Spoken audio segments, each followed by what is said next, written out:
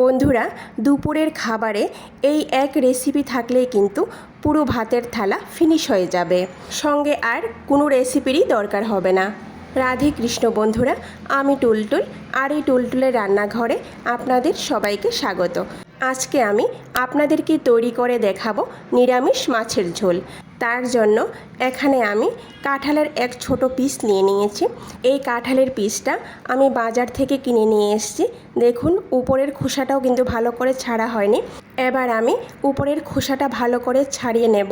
তারপর কাঁঠালের ভিতরে যে একটা শক্ত অংশ থাকে সেটাকে আমি ফেলে দেব। এবার এইভাবে কাঁঠালটাকে ছোট পিস করে কেটে নেব। কাঁঠাল এখানে আমার কাটা হয়ে গেছে। এবার সবগুলি কাঁঠালের টুকরোকে একটা বাটির মধ্যে নিয়ে নেব। ভালো করে ধুয়ে নেব আর জল, লবণ, হলুদ দিয়ে সেদ্ধ করে নেব। অন্যদিকে একটা মশলা পেস্ট করে নিচ্ছি। তার জন্য 4 থেকে 5টা কাঁচামরিচ, হাফ ইঞ্চি পরিমাণ আদা, 1 চামচের 3 ভাগের 1 ভাগ গোটা জিরা, সামান্য পরিমাণ গোটা মৌরি, 1 টুকরো দারুচিনি, 3 থেকে 4টা লং, 1 চামচের 3 ভাগের 1 ভাগ ধনে গুঁড়ো, মরিচ গুঁড়ো আর সামান্য পরিমাণ জল দিয়ে ভালো করে পেস্ট করে নেব। বন্ধুরা, মশলা পেস্ট করা হয়ে গেছে। এবার একটা সাইডে রেখে দেব। অন্যদিকে কাঁঠালটাও সেদ্ধ হয়ে গেছে। কাঁঠালের মধ্যে জলটা এমনভাবে দিতে হবে যাতে জলটা সেদ্ধ হয়ে একদম শুকিয়ে যায়। এবার একটা মিক্সি জারের মধ্যে নিয়ে নেব। তার সঙ্গে খুব সামান্য পরিমাণ আদা আর 4টা কাঁচামরিচ দিয়ে পেস্ট করে নেব। কাঁঠালটাকে মিহি পেস্ট করব না, মোটামুটিভাবে পেস্ট করে নেব। তারপর এর মধ্যে ভেজে রাখা খুব সামান্য পরিমাণ ধনে গুঁড়ো দিয়ে দেব। এর মধ্যে আর কোনো মশলা অ্যাড করব না। এবার সবার শেষে 2 চামচ পরিমাণ বেসন দিয়ে দেব। বেসন দিয়ে ভালো করে মেখে নেব।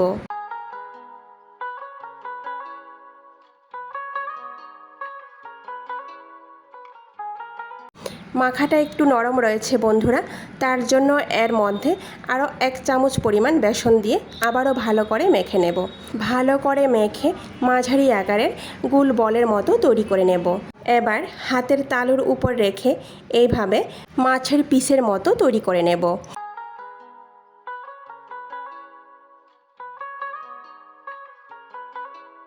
দেখুন বন্ধুরা, একটা মাছের পিস এখানে তৈরি হয়ে গেছে। এইভাবে প্রত্যেকটি মাছের পিস আমি তৈরি করে নেব। অন্যদিকে চুলায় একটা প্যান বসিয়ে প্যানটাকে ভালো করে গরম করে এর মধ্যে 2 বড় চামচ সরিষার তেল দিয়ে দিয়েছি। এবার নিরামিষ মাছের পিসগুলিকে প্যানের মধ্যে দিয়ে মাঝারি আঁচে উল্টে পাল্টে একটু লাল হওয়া পর্যন্ত ভালো করে ভেজে নেব। পিসগুলি এখানে ভালো করে ভাজা হয়ে গেছে। এবার আমি একটা পাত্রের মধ্যে উঠিয়ে রেখে দেব। আর এই পিসগুলি কিন্তু গরম ভাতের সঙ্গে খুব ভালো লাগে খেতে। এবার এই পিসগুলিকে একটা সাইডে রেখে দেব। অন্যদিকে চুলায় আরেকটা প্যান বসিয়ে প্যানটাকে ভালো করে গরম করে এর মধ্যে 1 বড় চামচ সরিষার তেল দিয়ে তেলটাকে ভালো করে গরম করে নিয়েছি। এবার এর মধ্যে খুব সামান্য পরিমাণ লবণ দিয়ে দিয়েছি। এবার এখানে একটা বড় সাইজের আলুকে এইভাবে লম্বা পিস করে কেটে নিয়েছিলাম। এবার সেই আলুটাকে হালকা ভেজে নেব। এখানে আলুটা ভাজা হয়ে গেছে। এবার একটা পাত্রের মধ্যে উঠিয়ে রেখে দেব। এবার ওই প্যানের মধ্যে আমি একটা তেজপাতা, একটা শুকনো মরিচ আর 1 চামচের 3 ভাগের 1 ভাগ কালো জিরে ফোড়ন দিয়ে দেব।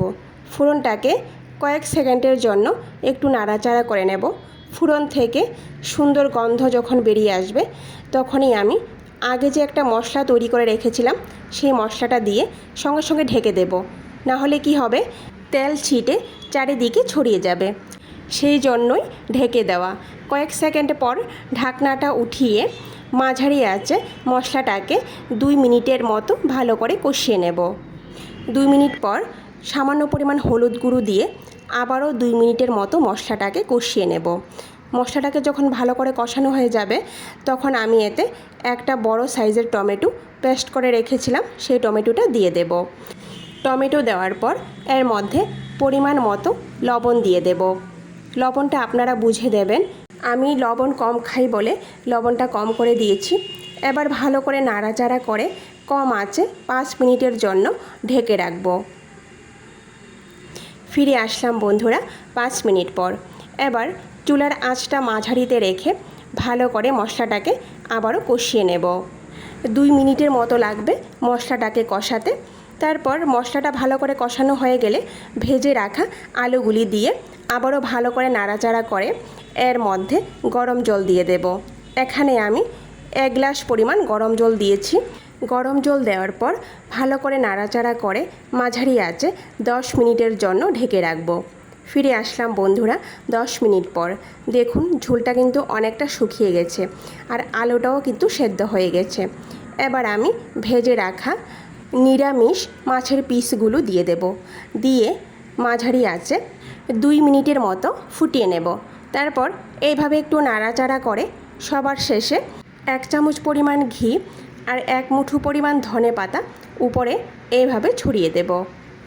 তারপর ভালো করে নাড়াচাড়া করে চুলার আঁচ বন্ধ করে দিয়ে 2 মিনিটের মতো ঢেকে রাখবো। 2 মিনিট পর পরিবেশন করে নেব। তো বন্ধুরা তৈরি হয়ে গেল আমাদের নিরামিষ মাছের ঝোল। এইভাবে একবার আপনারা বাড়িতে তৈরি করে দেখুন, ভীষণ মজা হয় খেতে। এই এক রেসিপি দিয়ে কিন্তু আপনারা 1 থালা ভাত খেয়ে নিতে পারবেন। ভিডিওটি সম্পূর্ণ দেখার অনুরোধ রইল। কেমন হয়েছে কমেন্ট করে নিশ্চয়ই জানাবেন। আর যদি ভালো লেগে থাকে তাহলে সবার শেষে লাইক, শেয়ার আর সাবস্ক্রাইব করে দেবেন।